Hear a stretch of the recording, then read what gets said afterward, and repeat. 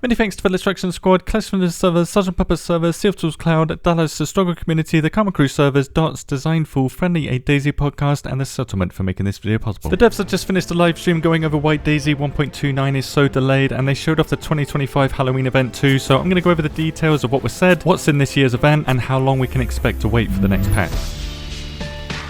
I managed to get myself a lot more info on everything Halloween event related this year, but for the most part the Halloween event is pretty much the same as previous years. So last year, due to Sakau's release I guess, we didn't get much of a Halloween event and Chernarus didn't get any event at all.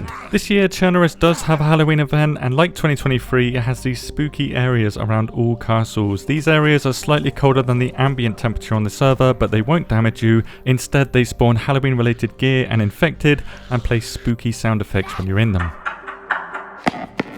This list of Halloween items spawn in these locations, with the only new addition this year being the leaf crowns. On Chernarus you can get the autumn version, at Livonia you get the summer one, on Sakau you of course get the winter one. On Sakau, because there are no spooky areas on this map, all the items that I've just mentioned spawn in residential and industrial locations instead, whereas on Livonia they're inside the spooky areas. Because there's only 2 castles on Livonia though, we also get these spooky areas at the prison and for some reason at Nadbor Quarry, but other than that there is no difference between Livonia and Chernarus when it comes to the Halloween event.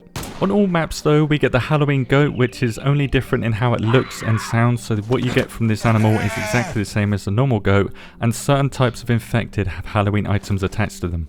The milkmaid, for example, has a witch's hat, the nose, and the witch's hood, where this exact industrial infected, and only this industrial infected, gets the night vision goggle pumpkin head. Some of the civilian infected can spawn with these special event masks, which come in all of these varieties here. The Day of the Dead mask though is only found at special event spawn locations, so these spooky areas, and this is where the cauldron and the witch's broom is found too, which are all exactly the same as their counterparts. So the cauldron is exactly the same as the cooking pot, with the chainmail coif also spawning in these locations on Livonia and Chernarus, and you can combine the hood and the coif together to get the warmer chainmail coif like we did in 2023. It's very worth doing if you get both of these, but compared to other headgear in the game, it's not great.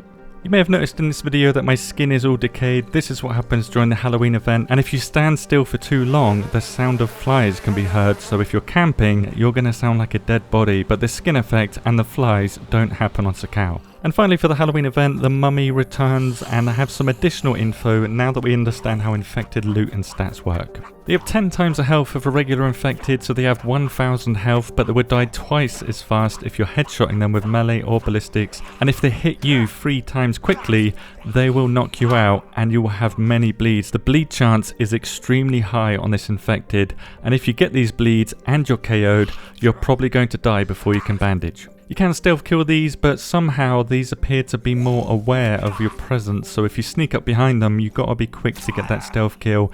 Killing them is well worth it though, as they drop a lot of loot with these chances here, but these do not spawn on Sakau, and Chernarus and Livonia, you're only going to find them where priests spawn, so around churches only. It's been over 2 months since the experimental release of 1.29, it's been so long that I've almost forgotten what is in this patch, and based on previous patches, it's a few weeks late for this stable release and it's still an experimental, with it looking like it's going to take a while longer until we get our hands on it. The exact reason for this delay is now known to us as of this stream they did today, sharing a lot more details, which looks to be related to what they call technical debt. Basically, they're not happy with how the game is performing on a technical level, and they're currently working on fixes to reduce the handbug glitch, the desync issues, and server performance in general, with consoles in particular appearing to have the worst of these issues based on the complaints that I've seen. These fixes and additional changes will come with experimental patch 2, so another experimental for 1.29 is confirmed, and we'll be able to test these fixes before the stable release so modders can fix what the devs have broke. If these changes are significant enough, which they most likely will be, it probably means that 1.29 stable will come with a complete wipe. More details on the progress of 1.29 will be released in an article coming soon, so us gamers will have to do what we do worst, which is to wait. Now, because the Halloween event will end November 7th, some out there are assuming that 1.29 stable release will be on this date too, but based on what was said on the stream and the general tone of what was said too, I highly doubt that, with mention that if progress of these fixes is too slow or slower than expected, 1.29 might even be pushed to next year.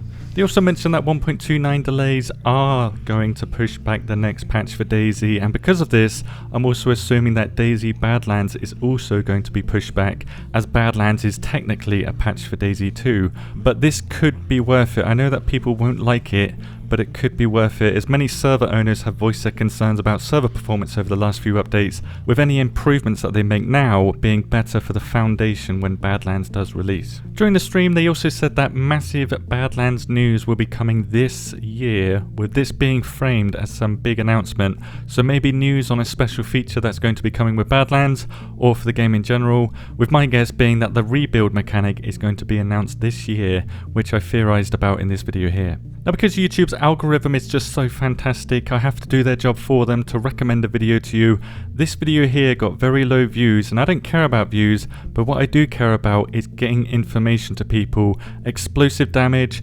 explosive armor protection, this is important information to know. It's one of my must-watch videos. If you didn't see it, do give it a try.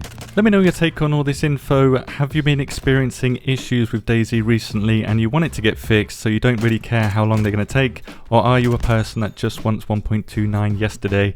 Let me know below. Thank you very much for watching and have a good day.